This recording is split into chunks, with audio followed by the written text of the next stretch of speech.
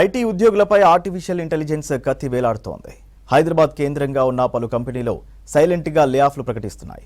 3 నెలల్లో 2000 మంది ఉద్యోగాలు కోల్పోయారు. ఏఐ వినియోగం పెరగడం, ఖర్చులు తగ్గించుకోవాలనే భావనతో కంపెనీలు ఉద్యోగాలను తొలగిస్తోంది.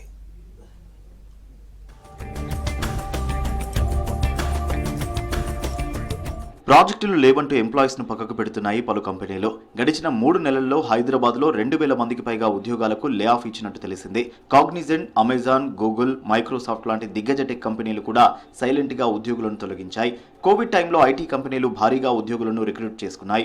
అప్పుడు ఆయా కంపెనీలకు ప్రాజెక్టులు కూడా అదే స్థాయిలో ఉన్నాయి. అయితే నిరుడి నుంచి పరిస్థితులు మారుతూ వస్తున్నాయి.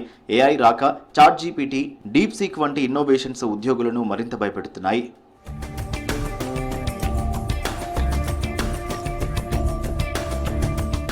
రాబోయే 5 ఏళ్లలో తమ ఉద్యోగులను పెద్ద మొత్తంలో తొలగించనున్నట్టు 41% కంపెనీలు చెప్పినట్టు పేర్కొన్నట్లు వరల్డ్ ఎకనామిక్ ఫోరం ఇటీవల ఒక నివేదికలో వెల్లడించింది.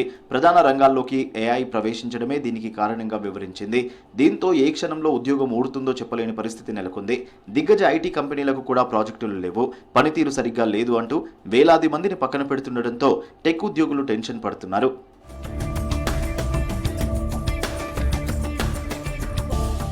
బెంగళూరుతో పోటీపడి హైదరాబాద్లో ఐటీ ఉద్యోగాలు పెరిగాయి. ఇప్పుడు అదే ఐటీ కంపెనీలు ఉద్యోగుల సంఖ్యను క్రమంగా తగ్గిస్తూ వస్తున్నాయి. సాఫ్ట్వేర్ ఇంజనీర్లు రాయాల్సిన కోడింగ్ ఏఐ రాసి పెడుతుంది. దీంతో టెక్ సంస్థలన్నీ ఆర్టిఫిషియల్ ఇంటెలిజెన్స్ వినియోగాన్ని పెంచుతున్నాయి. తమ ప్రొడక్షన్ కాస్ట్ను తగ్గించుకోవడంలో భాగంగా ఉద్యోగులను తొలగిస్తున్నాయి.